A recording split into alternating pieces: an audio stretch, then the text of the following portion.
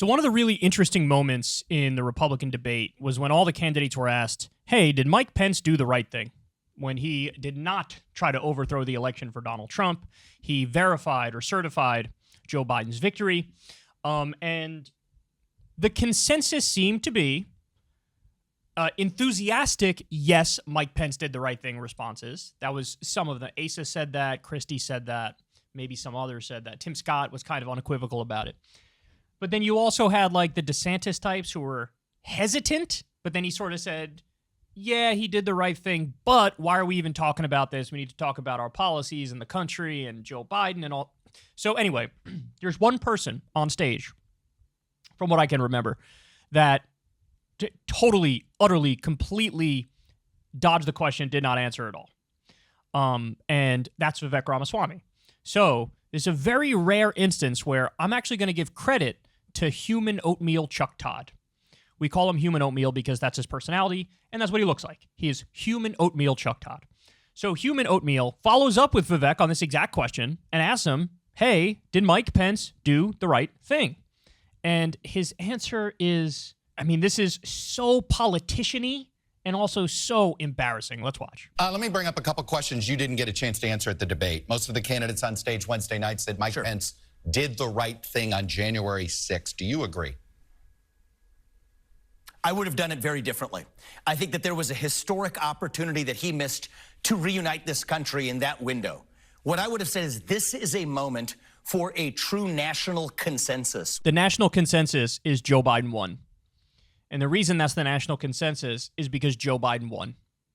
He won by 7 million votes overall in the popular vote, and he won with over 300 electoral college votes. So that's the national consensus. We just had the election, and the country made their mind up.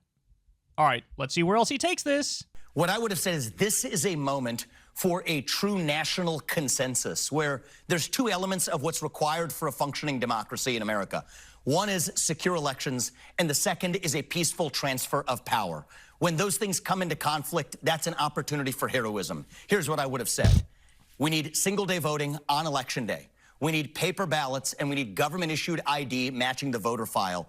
And if we achieve that, then we have achieved victory, and we should not have any further complaint about election integrity. So what would I what would would have you have driven done it through the Senate. So what would you have done with Mike Pence? You would have not certified the election? So in my capacity as president of the Senate, I would have led through that level of reform.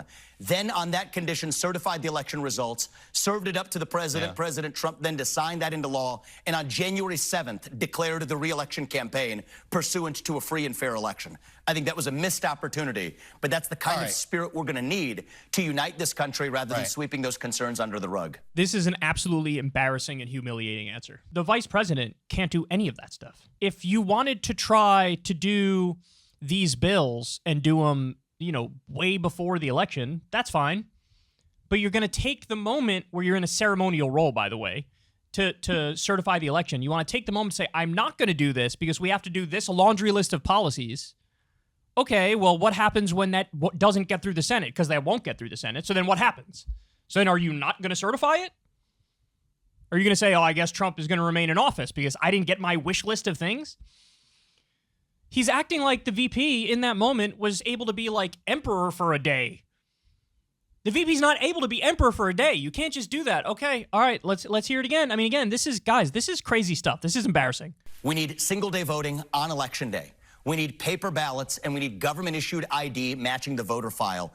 And if we achieve that, then we have achieved victory, and we should not have any further complaint about election integrity. So I would have driven done it through the Senate. So he says, I would get that through the Senate. You wouldn't get that through the Senate. First of all, those things probably wouldn't pass, even if it wasn't at an important moment like the time you're supposed to be certifying the election.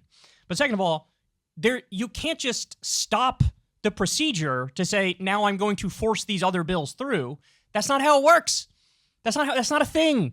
You don't have the authority to do any of that stuff. What you have done with Mike Pence? You would have not certified the election? So in my capacity as president of the Senate, I would have led through that level of reform. You can't do it at that point in time. Again, that probably wouldn't even pass if it's not at that moment. But certainly at that moment, you don't have that power and that authority in that moment. Conditions certified the election results, served it up to the president. President Trump then to sign that into law, and on January 7th declared the re-election campaign pursuant to a free and fair election.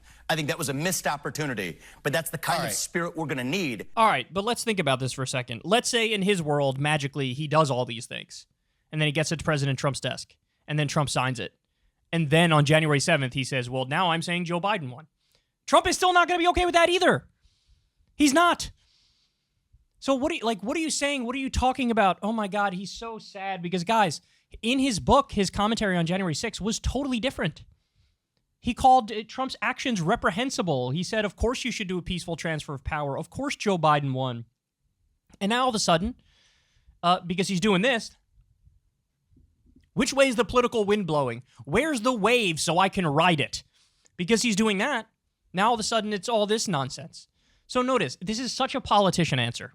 Because the real answer to this question, it's a yes or no question. Would you have certified the election? You either say, yes, I would have, or no, I wouldn't have.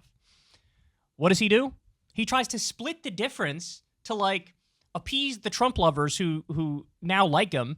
He knows he can't just say, no, I wouldn't have certified it because that's political suicide in the country more generally.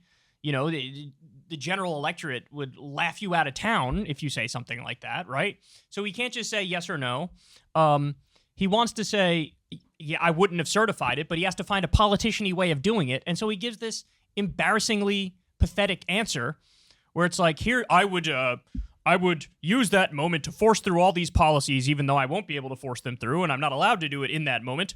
And then after that, I would maybe kind of certify it or something.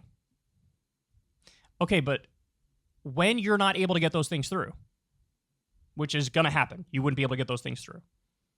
I guess that means you wouldn't certify it, right?